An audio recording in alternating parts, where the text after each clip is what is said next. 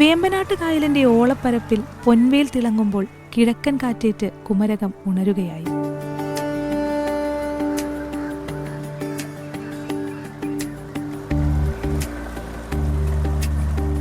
വെറും ഒരു ഗ്രാമമായിരുന്ന കുമരകത്തെ ലോകത്തിന്റെ നെറുകയിലെത്തിച്ചത് മുൻ പ്രധാനമന്ത്രി AB വാജ്പേയിയുടെ സന്ദർശനമാണ്. കായൽ കാറ്റേറ്റ് അദ്ദേഹം ഇവിടെ വിശ്രമിച്ചതോടെ കുമരകം സഞ്ചാരികളുടെ സ്വർഗമായി മാറി. ഗ്രാമീണത തുളുമ്പുന്ന ഈ കൊച്ചു ഗ്രാമം ഇന്ന് ലോക ടൂറിസം ഭൂപടത്തിലെ തിളങ്ങുന്ന നക്ഷത്രമാണ്. എന്നാൽ ഈ കായൽ സൗന്ദര്യത്തിനും റിസോർട്ടുകൾക്കും അപ്പുറം കുമരകത്തിന്റെ ശരിക്കുമുള്ള ഹൃദയതാളം തേടിപ്പോയാൽ നമ്മൾ ചെന്നെത്തുന്നത് പച്ചപ്പിന്റെ മറ്റൊരു ലോകത്തേക്കാണ്. കായലോളങ്ങളോട് കിന്നാരം പറഞ്ഞു നിൽക്കുന്ന കവണാറ്റിൻകരയിലേക്ക്.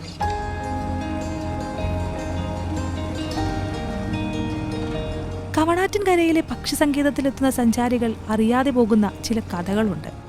ആ കഥ തുടങ്ങുന്നത് ഒരു വിദേശിയിൽ നിന്നാണ്, പക്ഷികളെ പ്രണയിച്ച ബേക്കർ സാഹിബിൽ നിന്ന്. കുമരകവും പരിസര പ്രദേശങ്ങളും തിരുവിതാംകൂർ രാജാവിന്റെ ഭരണത്തിന്റെ കീഴിലായിരുന്നപ്പോൾ ഇവിടുത്തെ ഭൂമിയും ജലവും കൃഷിക്കായി ജനങ്ങൾക്ക് വിട്ടുകൊടുത്തു. ഈ സമയത്താണ് ബ്രിട്ടീഷുകാരനായ ആൽഫ്രഡ് ജോർജ് ബേക്കർ അങ്ങോട്ടേക്ക് എത്തുന്നത്. തെങ്ങ്, നെൽകൃഷി എന്നിവയ്ക്കായി ഏകദേശം 500 ഏക്കർ തണ്ണീർത്തടത്തിന് അദ്ദേഹം അപേക്ഷിച്ചു. 1847 ഈ സ്ഥലം ബേക്കറിന് അനുവദിച്ചു നൽകി. വർഷം മുഴുവനും ഈർപ്പവും വെള്ളക്കെട്ടും നിറഞ്ഞതായിരുന്നു ഈ ഭൂമി. തദ്ദേശീയ തൊഴിലാളികളെ ഉപയോഗിച്ച് ബേക്കർ അവിടെ മണ്ണിട്ട് നികത്താൻ തുടങ്ങി. കനാലുകളും ചെറിയ ദ്വീപുകളും സൃഷ്ടിച്ചു. 150 ഏക്കറിൽ തെങ്ങുകൾ നട്ടുപിടിപ്പിച്ചു. ബാക്കിയുള്ള സ്ഥലം നെൽകൃഷിക്കായി സൂക്ഷിച്ചു. മണ്ണൊലിപ്പ് തടയുന്നതിനും വേമ്പനാട്ട് തടാകത്തിൽ നിന്ന് വരുന്ന ശക്തമായ കാറ്റിൽ നിന്ന് സംരക്ഷിക്കുന്നതിനുമായി അദ്ദേഹം കണ്ടൽ ചെടികളും നട്ടുപിടിപ്പിച്ചു. എന്നാൽ തന്റെ കൃഷിയിടത്തോട് ചേർന്ന 10 ഏക്കർ ഭൂമി കാടായി തന്നെ നിലനിർത്താൻ സായിപ്പ് തീരുമാനിച്ചു. കാരണം അവിടം പക്ഷികളുടെ ഇഷ്ടസങ്കേതമായിരുന്നു. ലോകത്തിന്റെ വിവിധ ഭാഗങ്ങളിൽ നിന്ന് മൈലുകൾ താണ്ടിയെത്തുന്ന ദേശാടന പക്ഷികൾക്ക് അവിടെ സുരക്ഷിതമായ കൂടൊരുങ്ങി. ബേക്കറും 4 തലമുറയും ഈ പക്ഷികൾക്ക് തണലായി അവിടെ കഴിഞ്ഞു. ഇന്ത്യ സ്വാതന്ത്ര്യം നേടിയതോടെ തന്റെ ഭൂസ്വത്തുക്കൾ സർക്കാരിന് കൈമാറി സായിപ്പ് മടങ്ങി. കാലം ഒരുപാട് മാറി. ഇന്ന് സായിപ്പിന്റെ ആ ബംഗ്ലാവ് താജ് ഹോട്ടലായി. പക്ഷി സങ്കേതം KTDCയുടെ കീഴിലുമായി.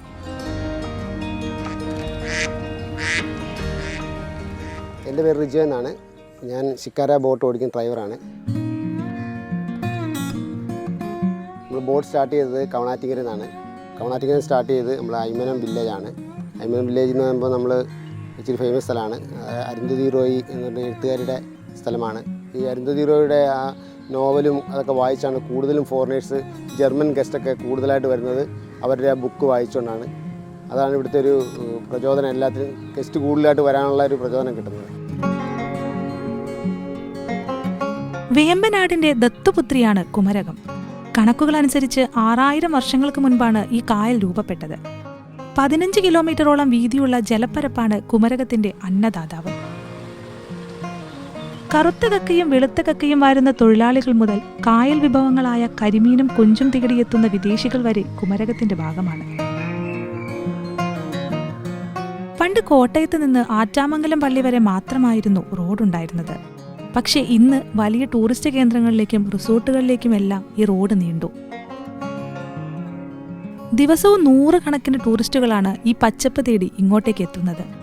ഇവിടുത്തെ ചതുപ്പിലും കണ്ടൽക്കാടുകളിലും ബേക്കർ സാഹിബിന്റെ സ്നേഹസ്പർശമുണ്ട്.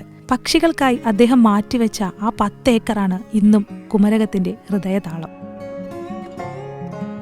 പടിഞ്ഞാറ് നിന്ന് വീശുന്ന തണുത്ത കാറ്റും വേമ്പനാടിന്റെ കടും നീല നിറവും മനം കുളിർപ്പിക്കുന്ന കാഴ്ചയാണ്. മീനച്ചിൽ നദിയുടെ കൈവഴികളും തെങ്ങിൻ തോപ്പുകളും കുമരകത്തെ ഒരു കൊച്ചു കേരളമാക്കി മാറ്റുന്നു. പക്ഷികളെ കണ്ടു മടങ്ങുന്ന സഞ്ചാരികൾ പതുക്കെ നാട്ടുവഴികളിലേക്ക് ഇറങ്ങും. ചകിരിയിൽ നിന്നും കയർ പിരിയുന്ന കാഴ്ച പലർക്കും അത്ഭുതമാണ്.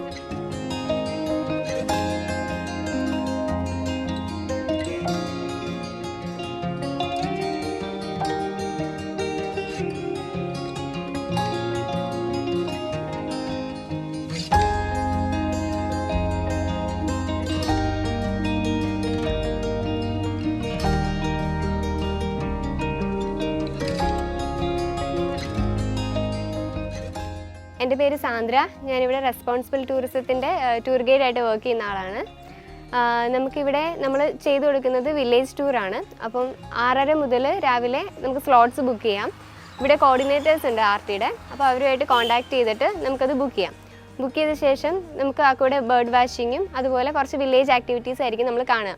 അപ്പോൾ ആദ്യം നമ്മൾ ഒരു വീട് വിസിറ്റ് ചെയ്യും. ആ വീട്ടിൽ നമ്മൾ കൊയർ മേക്കിംഗ്, സാരി ഡ്രേപ്പിംഗ്, പിന്നെ coconut tree climbing, natural shampoo making, ഇങ്ങനെയുള്ള ആക്ടിവിറ്റീസ് കാണും. അപ്പോൾ വിദേശികൾ വരുമ്പോൾ അവർക്ക് ഈ ട്രഡീഷണൽ ആയിട്ടുള്ള കാര്യങ്ങളൊക്കെ കാണാൻ ഭയങ്കര ക്യൂരിയസ് ആണ്. അപ്പം നമ്മൾ അവരെ ആദ്യം ഇത് എന്താണെന്നുള്ളത് എക്സ്പ്ലെയിൻ ചെയ്ത് കൊടുക്കും. പിന്നെ അവരത് ട്രൈ ചെയ്യും. അങ്ങനെ ഇത്രയും ചെയ്ത ശേഷം നമ്മൾ വീണ്ടും ബോട്ടിൽ കയറി, ഷിക്കാര ബോട്ടിലാണ് റൈഡ്. ബോട്ടിൽ കയറി നമ്മൾ അടുത്ത സ്പോട്ട് ഓവറിലേക്ക് പോകും. അവിടെയും ഒരു വീട്ടിൽ നമ്മൾ വിസിറ്റ് ചെയ്ത് അവിടെ നമുക്ക് coconut leaves weaving, screw pine weaving, അതുപോലെ ടൊഡി ടാപ്പിംഗ്, ഇങ്ങനെയുള്ള കാര്യങ്ങളൊക്കെ കാണും. അപ്പം ടൊഡി ടാപ്പിംഗ് എന്നൊക്കെ ഉള്ളത് അവർക്ക് ടോട്ടലി പുതിയൊരു കാര്യമായിരിക്കും. അപ്പം അവർക്ക് ഇതുപോലെ ടൊഡി ടേസ്റ്റ് ചെയ്യാനായിട്ട് നമ്മൾ കൊടുക്കും. അങ്ങനെയുള്ള കാര്യങ്ങളൊക്കെ എക്സ്പീരിയൻസ് ചെയ്യും. പിന്നെ ഇപ്പം ആൾക്കാർക്ക് വേണമെന്നുണ്ടെങ്കിൽ നമുക്ക് എത്നിക്കായിട്ടുള്ള ഫുഡും അവർ പ്രിപ്പയർ ചെയ്തിട്ട് നമ്മൾ ആ സെക്കൻഡ് സ്പോട്ട് ഓവറിൽ വെച്ച് കൊടുക്കുന്നതായിരിക്കും. ഗ്രാമീണ ജീവിതത്തിന്റെ വേറിട്ട മുഖമാണ് കുമരകം ഇവിടെ തുറന്നു കാട്ടുന്നത്. ചെറിയ കനാലുകളിലൂടെ 1 മണിക്കൂർ നാടൻ ബോട്ട് യാത്ര, വേമ്പനാട് തടാകത്തിലെ സൂര്യാസ്തമയം, ഇതിലപ്പുറം മറ്റെന്താണ് വേണ്ടത്?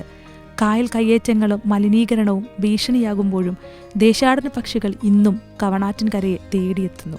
കുമരകത്തിന്റെ കാറ്റിലും വെള്ളത്തിലും പടർന്നു കിടക്കുന്നത് സ്നേഹത്തിന്റെയും ആതിഥ്യമര്യാദയുടെയും ഈരടികളാണ്.